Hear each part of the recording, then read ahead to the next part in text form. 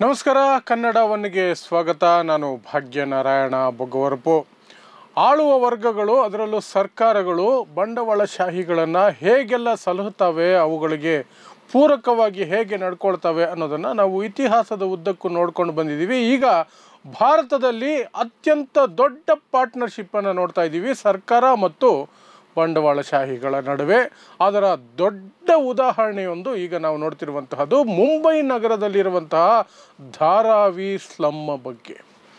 Dharavi slum ಏಷ್ಯಾದಲ್ಲಿಯೇ ಅತಿ ದೊಡ್ಡ slum. ಸುಮಾರು 600 ಎಕರೆಯಲ್ಲಿರುವಂತಹ ಸ್ಲಮ್ ಅದು. ಅದನ್ನು ಮಾರಾಟ ಮಾಡಿದ್ರೆ ಇವತ್ತಿನ ಬೆಲೆಗೆ 1 ಲಕ್ಷ ಕೋಟಿ ರೂಪಾಯಿಗೆ ಬೆಲೆ ಬಾಳುತ್ತೆ. ಅಷ್ಟು ದೊಡ್ಡ ಜಾಗ ಅದು. ಆ ಜಾಗವನ್ನು ಸಿಟಿ ಸೆಂಟ್ರಲ್ ಇದೆಲ್ಲ ಹೇಗಾದರೂ ಮಾಡಿ ಬಂಡವಾಳಶಾಹಿಗಳಿಗೆ ಕೊಡಬೇಕು ಅಂತ ಬಹಳ ವರ್ಷಗಳಿಂದ ಎಲ್ಲ ಸರ್ಕಾರಗಳು ಪ್ರಯತ್ನ ಮಾಡಿಕೊಂಡು ಬರ್ತಿದೆ. ಕೊನೆಗೆ ನರೇಂದ್ರ ಮೋದಿಯವರ ನೇತೃತ್ವದ ಕೇಂದ್ರ ಸರ್ಕಾರ ಮತ್ತು ಶಿಂದೆ ಅವರು ಮುಖ್ಯಮಂತ್ರಿಯಾಗಿದ್ದಾಗ ಅವರ ಸರ್ಕಾರ BJP ಮತ್ತು ಶಿವಸೇನೆ ಶಿಂದೆ ಬಣದ ಏನು ಮೈತ್ರಿ ಸರ್ಕಾರ ಇತ್ತು ಮಹಾರಾಷ್ಟ್ರದಲ್ಲಿ, ಆ ಸರ್ಕಾರ ಕಳೆದ ಬಾರಿ ಚುನಾವಣೆಗೆ ಮೊದಲು ಜಸ್ಟ್ ಬಿಫೋರ್ ಫ್ಯೂ ಮಂತ್ಸ್ ಒಂದು ಅಗ್ರಿಮೆಂಟನ್ನು ಅದಾನಿ ಒಡೆತನದ ಕಂಪನಿಯ ಜೊತೆ ಮಾಡ್ಕೊಳ್ತಾರೆ. ಅದಕ್ಕೆ ಡೆವಲಪ್ಮೆಂಟಲ್ ಪ್ರೋಗ್ರಾಮ್ ಅಂತ ಸಹ ಒಂದು ಹೆಸರನ್ನು ಕೊಡ್ತಾರೆ. ಆ ಧಾರಾವಿ ಸ್ಲಮ್ ಡೆವಲಪ್ಮೆಂಟ್ ಪ್ರಾಜೆಕ್ಟ್ ಅಂತ ಅದಕ್ಕೆ ಹೆಸರು ಕೊಟ್ಟು ಅಲ್ಲಿ ಒಂದು ದೊಡ್ಡ ಡೆವಲಪ್ಮೆಂಟಲ್ ಪ್ರಾಜೆಕ್ಟನ್ನು ಮಾಡ್ತೀವಿ, ಅಲ್ಲಿರುವವರಿಗೆ ಮನೆಗಳನ್ನು ಕೊಡ್ತೀವಿ ಮತ್ತು ಆ ಜಾಗನ ಡೆವಲಪ್ ಮಾಡಿ ಬೇರೆದಕ್ಕೂ ಸಹ ಬಳಸ್ಕೊಳ್ತೀವಿ ಅನ್ನುವಂಥದ್ದು ಆ ಒಂದು ಅಗ್ರಿಮೆಂಟ್ನ ಮೂಲ ಮಂತ್ರ. ಈಗ ಆ ಜಾಗವನ್ನು ಕಬಳಿಸೋದಕ್ಕೆ ಅಥವಾ ಆ ಜನರನ್ನು ಹೇಗಾದರೂ ಮಾಡಿ ಯಾಮಾರಿಸಿ ಕೊಟ್ಟಂಗೂ ಇರಬೇಕು ಕೊಡದಂಗೂ ಇರಬೇಕು, ಹಾಗೆ ಏನಾದರೂ ಮಾಡಬೇಕಲ್ಲ ಅನ್ನುವ ಲೆಕ್ಕಾಚಾರದಲ್ಲಿ ಒಂದು ಕುತಂತ್ರ ಷಡ್ಯಂತ್ರ ನಡೀತಾ ಇದೆ. ಅದನ್ನು ದ ಇಂಡಿಯನ್ ಎಕ್ಸ್ಪ್ರೆಸ್ ಪತ್ರಿಕೆ ತನ್ನ ತನಿಖಾ ವರದಿಯ ಮೂಲಕ ಹೊರಗಿಟ್ಟಿದೆ. ಏನು ಮಾಡೋಕ್ಕೆ ಹೊರಟಿದ್ದಾರೆ ಅಲ್ಲಿ ಅಂತ. ಆ ವರದಿಯಲ್ಲಿ ಇರುವಂತಹ ಅಂಶಗಳು, ಅದರಲ್ಲೂ ವಿಶೇಷವಾಗಿ ಸುಮಾರು 50,000 ಜನ, ಅಂದರೆ ಕನಿಷ್ಠ 1,000 ಕುಟುಂಬಗಳನ್ನು ಅವರ ಜೀವಕ್ಕೆ ಅಪಾಯವಾಗಬಹುದಾದಂತಹ ವಿಷಕಾರಿ ಜಾಗದಲ್ಲಿ ಎತ್ಕೊಂಡೋಗಿ ಬಿಸಾಕ್ತಾರೆ. ಅವರಿಗೆ ಯಾವ ಮೂಲ ಸೌಕರ್ಯಗಳು, ಯಾವ ಆಸ್ಪತ್ರೆ, ಯಾವ ಸ್ಕೂಲು ಹತ್ತಿರದಲ್ಲಿ ಸಿಗೋದಿಲ್ಲ. ಅಂತಹ ಒಂದು ಕಸದ ರಾಶಿಯ ಹತ್ತಿರ ತಗೊಂಡೋಗಿ ಬಿಸಾಕ್ತಾರೆ ಅನ್ನೋದು ಇಂಡಿಯನ್ ಎಕ್ಸ್ಪ್ರೆಸ್ ಮಾಡ್ತಿರುವಂತಹ ಆರೋಪ, ಅಥವಾ ತನ್ನ ತನಿಖೆಯಿಂದ ಅದು ಕಂಡುಕೊಂಡಿರುವಂತಹದ್ದು. ಹಾಗಾದರೆ ಏನಿದೆ ದ ಇಂಡಿಯನ್ ಎಕ್ಸ್ಪ್ರೆಸ್ ಪತ್ರಿಕೆಯಲ್ಲಿ ಅಂತ ನಾವು ನೋಡೋದಾದರೆ, 600 ಎಕರೆಗಳಲ್ಲಿ 296 ಎಕರೆಗಳನ್ನು ಮೊದಲಿಗೆ ವಶಪಡಿಸಿಕೊಳ್ಳಲಾಗುತ್ತೆ. ಅಲ್ಲಿ ಒಂದು ಕಂಪನಿ ಬರುತ್ತೆ, NMDPL ಅನ್ನುವಂತಹ ಕಂಪನಿ. ಅದರಲ್ಲಿ 80% ಬಂಡವಾಳ ಹೂಡಿರೋದು ಅದಾನಿ ಗ್ರೂಪ್. ಆ ಕಂಪನಿ ಅಲ್ಲಿ ಆ ಸ್ಲಮ್ಮಿನ ಜನಕ್ಕೆ ಮನೆಗಳನ್ನು ಕಟ್ಕೊಡುತ್ತಂತೆ. ಯಾರು ಆ ಸ್ಲಮ್ಮಿನ ಜನ ಅನ್ನೋದಾದರೆ, 2000ಕ್ಕಿಂತ ಮೊದಲು, 2000 ಇಸವಿಗಿಂತಲೂ ಮೊದಲು, ಜನವರಿ 1, 2000 ಅದಕ್ಕಿಂತ ಮೊದಲು ಅಲ್ಲಿ ಯಾರೆಲ್ಲ ವಾಸವಾಗಿದ್ದರೋ ಅವರಿಗೆಲ್ಲ ಮನೆಗಳನ್ನು ಕಟ್ಕೊಡುತ್ತೆ. ಸ್ಲಮ್ ಅಂದರೆ ನಿಮಗೆ ಗೊತ್ತಿರ್ಬೋದು, ಯಾವುದೇ ಬಹುಮಹಡಿ ಕಟ್ಟಡಗಳಿರಲ್ಲ, ಸಣ್ಣ ಸಣ್ಣ ಶೆಡ್ಡುಗಳು, ಸಣ್ಣ ಮುರುಕಲ ಮನೆಯೋ ಏನೋ ಒಂದು ಹಾಕ್ಕೊಂಡಿರ್ತಾರೆ, ಟೆಂಟು ಪಂಟು ಶೆಡ್ಡು ಏನೋ ಒಂದು ಹಾಕ್ಕೊಂಡಿರ್ತಾರೆ. ಆದರೆ ಅದೇ ಜಾಗದಲ್ಲಿ 4 ಅಂತಸ್ತು 5 ಅಂತಸ್ತು 10 ಅಂತಸ್ತಿನ ಮನೆಗಳನ್ನು ಅಥವಾ ಬಿಲ್ಡಿಂಗನ್ನು ಕಟ್ಟಿದ್ರೆ 10 ಮನೆಗಳು ಅಥವಾ 10 ಗುಡಿಸಲುಗಳ ಜನರನ್ನು ಒಂದೇ ಕಡೆ ಹಾಕ್ಬೋದು. ಹಾಗಾಗಿ 600 ಎಕರೆಯಲ್ಲಿ ಬರೀ 296 ಎಕರೆ ಮಾತ್ರ ಸಾಕು ಅಷ್ಟು ಜನರಿಗೆ ವಸತಿಯನ್ನು ಕೊಡೋದಕ್ಕೆ ಅನ್ನೋದು ಸರ್ಕಾರದ ಮತ್ತು ಅದಾನಿ ಗ್ರೂಪ್ನ ಲೆಕ್ಕಾಚಾರ. ಆ ಆಧಾರದ ಮೇಲೆ ಮೊದಲಿಗೆ 296 ಎಕರೆ ಜಾಗವನ್ನು ತಮ್ಮ ವಶಕ್ಕೆ ಪಡ್ಕೊಂಡು ಅಲ್ಲಿ ಮನೆಗಳನ್ನು ಕನ್ಸ್ಟ್ರಕ್ಟ್ ಮಾಡೋದಕ್ಕೆ ಶುರು ಮಾಡ್ತಾರೆ. ಇದಕ್ಕೆ ಅದೆಷ್ಟು ವರ್ಷ ಆಗುತ್ತೋ ಗೊತ್ತಿಲ್ಲ. ಆದರೆ ಆ 296 ಎಕರೆಯಲ್ಲಿ ಜನ ಇದ್ದಾರಲ್ಲ, ಅವ್ರನ್ನ ಏನು ಮಾಡೋದು? ಅವ್ರನ್ನ ಎಲ್ಲಾದರೂ ತಾತ್ಕಾಲಿಕವಾಗಿ ಹಾಕಬೇಕಲ್ಲ. ಅದು ಮುಗಿಸೋದಕ್ಕೆ, ಪ್ರಾಜೆಕ್ಟ್ ಮುಗಿಸೋದಕ್ಕೆ ಬೇಕಾಗಬಹುದು 5 ವರ್ಷದಿಂದ 10 ವರ್ಷ ಬೇಕಾಗ್ಬೋದು ಅಂತ ಹೇಳಲಾಗ್ತಿದೆ. ಯಾಕೆಂದರೆ 1 ಲಕ್ಷ ಜನ ಅಲ್ಲಿರೋದು ಆ ಸ್ಲಮ್ಮಲ್ಲಿ. ಲಕ್ಷಕ್ಕಿಂತ ಜಾಸ್ತಿ ಇದ್ದಾರೆ. 10,000ಕ್ಕಿಂತ ಜಾಸ್ತಿ ಮನೆಗಳನ್ನು ಕಟ್ಕೊಡ್ಬೇಕು. 15-20 ಸಾವಿರ ಮನೆ ಕಟ್ಟಬೇಕು. ಅದಕ್ಕೆ ಸಮಯ ಹಿಡಿಯುತ್ತೆ. ಅಲ್ಲಿಯವರೆಗೆ ಈ 296 ಎಕರೆ ಪ್ರದೇಶದಲ್ಲಿ ವಾಸ ಮಾಡ್ತಿರುವಂಥ ಜನರನ್ನು ಎಲ್ಲಿ ಹಾಕಬೇಕು ಅಂತ.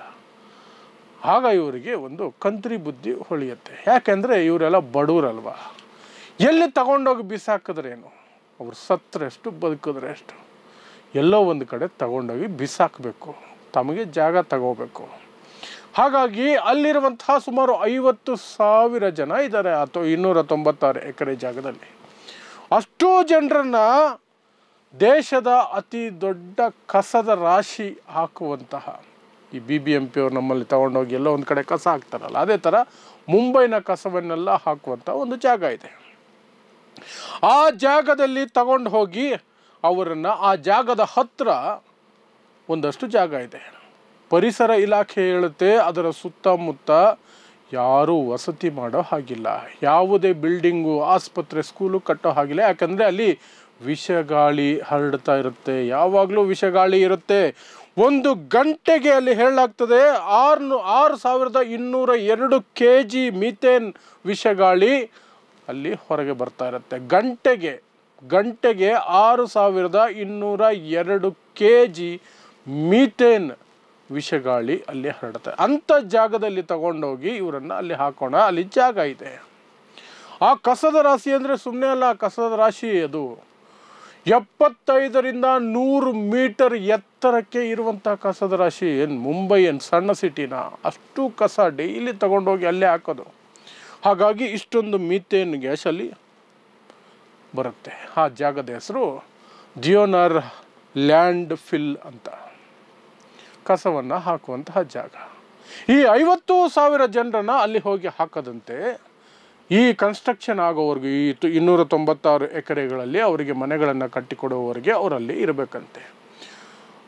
ಒಂದು ವಿಷಗಾಳಿ, ಇನ್ನೊಂದು ಪರಿಸರ ಇಲಾಖೆ ಮತ್ತು ಸರ್ಕಾರನೇ ಹೇಳುತ್ತೆ ಅದರ ಸುತ್ತಮುತ್ತ ಯಾವುದೇ ಕನ್ಸ್ಟ್ರಕ್ಷನ್ ನಡೆಸೋ ಹಾಗಿಲ್ಲ, ವಸತಿಗೆ ಅದು ಸೂಕ್ತವಾದಂತಹ ಜಾಗ ಆಗಿರೋದಿಲ್ಲ. ಹಾಗಾಗಿ ಸ್ಕೂಲ್ ಕಟ್ಟೋ ಹಾಗಿಲ್ಲ, ಆಸ್ಪತ್ರೆ ಇರೋ ಹಾಗಿಲ್ಲ, ಬೇರೆ ಏನೂ ಇರೋ ಹಾಗಿಲ್ಲ.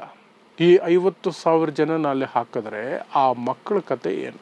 ಅವರು ಸ್ಕೂಲಿಗೆ ಹೋಗೋದಕ್ಕಾಗೋದಿಲ್ಲ, ಎಲ್ಲೋ ದೂರದಲ್ಲಿ ಸ್ಕೂಲಿಗೆ ಹೋಗಬೇಕು. ಆಸ್ಪತ್ರೆ ಅನ್ನೋದಕ್ಕೆ ಕಟ್ಟೋದಕ್ಕೆ ಸಾಧ್ಯ ಇಲ್ಲ, ಅಲ್ಲಿ ಅನುಮತಿ ಸಿಗೋದಿಲ್ಲ. ಹಾಗಾದರೆ ಅವ್ರಿಗೆ ಆರೋಗ್ಯ ಕೆಟ್ಟರೆ ಮೊದಲೇ ವಿಷಗಾಳಿಯ ನಡುವೆ ಬದುಕಬೇಕು, ಅದರ ಜೊತೆಗೆ ಆರೋಗ್ಯ ಕೇಂದ್ರ ಅನ್ನುವಂಥದ್ದನ್ನು ಯಾವುದನ್ನು ಸ್ಥಾಪನೆ ಮಾಡೋ ಹಾಗಿಲ್ಲ. ಅದಕ್ಕೂ ಸಹ ಬೇರೆ ಎಲ್ಲೋ ದೂರದ ಪ್ರದೇಶಕ್ಕೆ ಅವರು ಅವಲಂಬಿತರಾಗಿರಬೇಕು. ಇಷ್ಟು ಕೆಲಸವನ್ನು ಈಗ ಮೊದಲಿಗೆ ಕೈಗೆತ್ಕೊಂಡಿದ್ದಾರೆ, ಇದನ್ನು ಮಾಡಬೇಕು ಅಂತ ಮುಂದಾಗಿದ್ದಾರೆ. ಇದರ ಬಗ್ಗೆ ದ ಇಂಡಿಯನ್ ಎಕ್ಸ್‌ಪ್ರೆಸ್ ಪತ್ರಿಕೆ ತನ್ನ ತನಿಖಾ ವರದಿಯಲ್ಲಿ ಇದೆಲ್ಲ ಹೇಳ್ಕೊಂಡು ಬರ್ತಾ ಇದೆ. ಸೊ ಇದು ಈಗ ಚರ್ಚೆಗೆ ಮುನ್ನೆಲೆಗೆ ಬರಬೇಕು. ಹೇಗೆ ಬರಬೇಕು? ಮಾಧ್ಯಮಗಳು ಫಸ್ಟು ಜನರಿಗೆ ವಿಷಯನ ತಲುಪಿಸ್ಬೇಕು. ಆಗ ಒಂದಷ್ಟು ಜನ ಅದಕ್ಕೆ ಆಕ್ಷೇಪಣೆ ಸಲ್ಲಿಸ್ತಾರೋ ಅಥವಾ ಪ್ರತಿಭಟನೆ ಮಾಡ್ತಾರೋ, ಸರ್ಕಾರವನ್ನು ತರಾಟೆಗೆ ತೆಗೆದುಕೊಳ್ತಾರೋ, ಏನೋ ಒಂದು ಮಾಡ್ತಾರೆ. ಆಗ ಸರ್ಕಾರ ವಿಧಿ ಇಲ್ಲದೆ ಒಳ್ಳೆ ಜಾಗಕ್ಕೆ ಅವರನ್ನು ಹಾಕ್ಬೋದು. ಆದರೆ ಆ ಧ್ವನಿಯನ್ನು ಯಾರು ಎತ್ತಬೇಕು? ಮಾಧ್ಯಮಗಳು ಸ್ಟಾರ್ಟ್ ಮಾಡಬೇಕಲ್ವಾ? ಒಂದು ಮಾಧ್ಯಮವೂ ಮಾತಾಡಲ್ಲ. ಯಾಕೆ ಮಾತಾಡ್ತಾರೆ? ಎಲ್ಲರೂ ಅದಾನಿ ಗ್ರೂಪಿಂದ ಬದುಕ್ತಾ ಇರುವಂತಹ ಮಾಧ್ಯಮಗಳು, BJPಯ B ಟೀಮ್ ಥರ ಬದುಕ್ತಾ ಇರುವಂತಹ ಮಾಧ್ಯಮಗಳು, ಗೋಧಿ ಮಾಧ್ಯಮವನ್ನು ಬಿರುದನ್ನು ಕಟ್ಕೊಂಡು ಕಿರೀಟ ಇಟ್ಕೊಂಡು ಬದುಕ್ತಾ ಇರುವಂತಹ ಮಾಧ್ಯಮಗಳು. ಅದ್ಯಾಕೆ ಈ 50,000 ಜನ ಬಡವರು, ಕಡು ಬಡವರು, ಸ್ಲಮ್ಮಲ್ಲಿರೋ ಜನ, ಅವರು ಸತ್ತರೆಷ್ಟು ಬದುಕಿದ್ರೆಷ್ಟು, ಅವರ ಪರವಾಗಿ ಧ್ವನಿ ಎತ್ತಿ ಅದಾನಿನ ಎದುರಾಕೊಂಡು, ಅದಾನಿ ಯಾರು? ಮಿಸ್ಟರ್ ಮೋದಿ ಅವರ ಪರಮಾಪ್ತ ಮಿತ್ರ.